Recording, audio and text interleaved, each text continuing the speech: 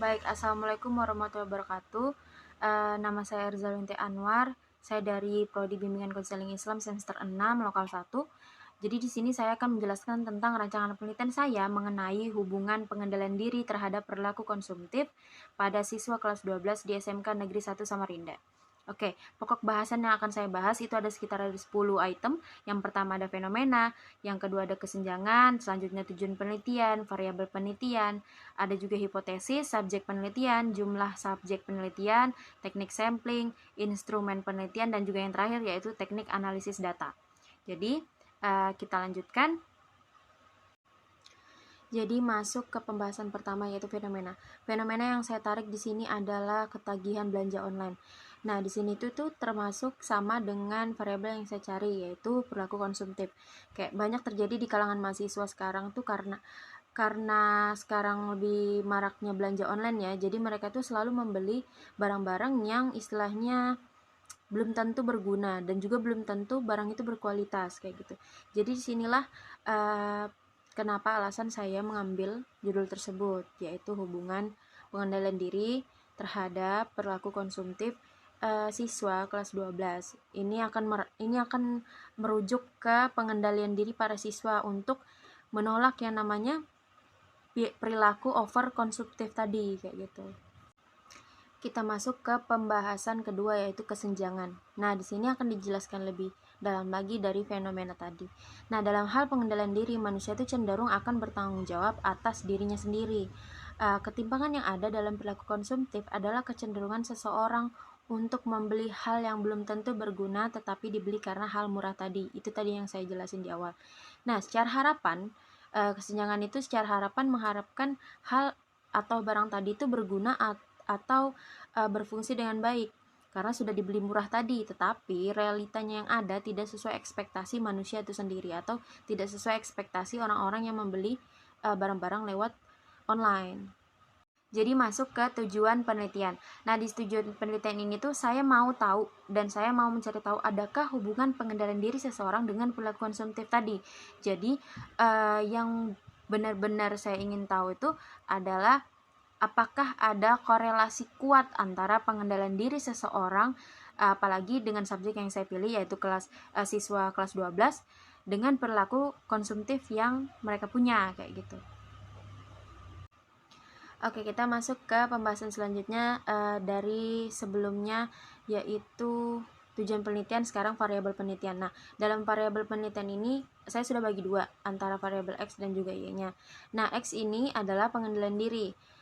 Jadi definisi pengendalian diri itu sendiri menurut Gunarsa tahun 2009 mengemukakan bahwa pengendalian diri adalah seperangkat tingkah laku yang berfokus pada keberhasilan mengubah diri pribadi. Nah, sedangkan variabel Y-nya yaitu perilaku konsumtif, Setiaji dalam Konsumerisme tahun 1995 menyatakan perilaku konsumtif adalah kecenderungan seseorang berperilaku berlebihan dalam membeli sesuatu atau membeli secara tidak terencana. Nah, ini dari dua variabel yang saya temukan. Oke, kita lanjut ke bagian hipotesis. Nah, di bagian hipotesis ini saya sudah tentukan pengendalian diri itu bersifat positif dan perilaku konsumtif di sini adalah bersifat negatif. Jadi, hipotesisnya itu ada hubungan antara pengendalian diri dengan perilaku konsumtif pada mahasiswa kelas 12 di SMK Negeri 1 Samarinda. Nah, semakin tinggi pengendalian diri, maka semakin rendah pula perilaku konsumtifnya. Sebaliknya, jika semakin rendah pengendalian diri, maka semakin tinggi perilaku konsumtifnya. Masuk ke subjek penelitian. Nah, di sini saya mengambil subjek yaitu siswa kelas 12 di suatu sekolah di Samarinda yaitu SMK Negeri 1 Samarinda. Alasan saya mengambil responden yang kelas 12 karena rata-rata dari pengalaman pribadi pengeluaran paling banyak dalam berbelanja itu terdapat pada kelas 12. Jadi, saya mau tahu apakah mereka memiliki kecanduan belanja online atau sebaliknya atau kecanduan belanja secara langsung seperti itu. Dan untuk selanjutnya yaitu jumlah subjek penelitian. Nah, subjek penelitian yang saya mau pakai itu ada sekitar 100 responden. Insya Allah kategorinya siswa kelas 12 tadi.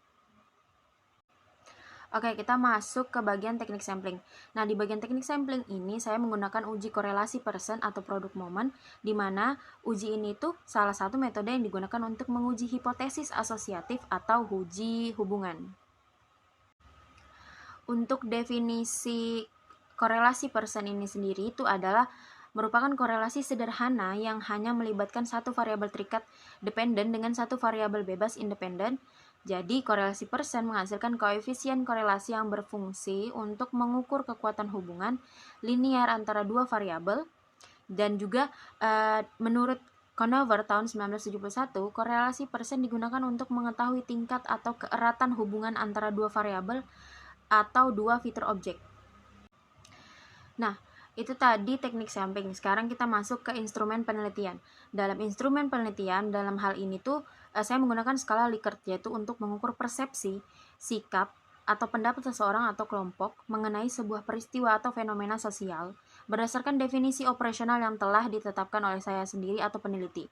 Nah, skala ini tuh merupakan suatu skala psikometrik yang biasa diaplikasikan dalam angket dan paling sering digunakan untuk riset yang berupa survei, termasuk dalam penelitian survei deskriptif. Yang terakhir, kita masuk ke teknik analisis data. Jadi dari semua keseluruhan rancangan di awal, itu akhirnya saya menggunakan teknik analisis data kuantitatif. Dalam teknik analisis data kuantitatif itu apa?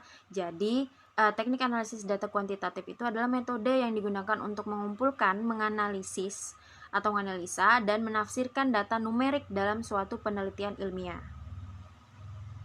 Oke, jadi itu saja penjelasan tentang rancangan penelitian saya mengenai hubungan pengendalian diri terhadap perilaku konsumtif pada siswa kelas 12 di SMK Negeri 1 Samarinda. Dari pokok bahasannya sudah lengkap juga, ada fenomena, kesenjangan, tujuan penelitian, variabel, ada juga hipotesis, subjek, jumlah subjek, teknik sampling, instrumen penelitian, dan juga yang terakhir yaitu teknik analisis data. Kurang dan lebihnya mohon dimaafkan. Wassalamualaikum warahmatullahi wabarakatuh.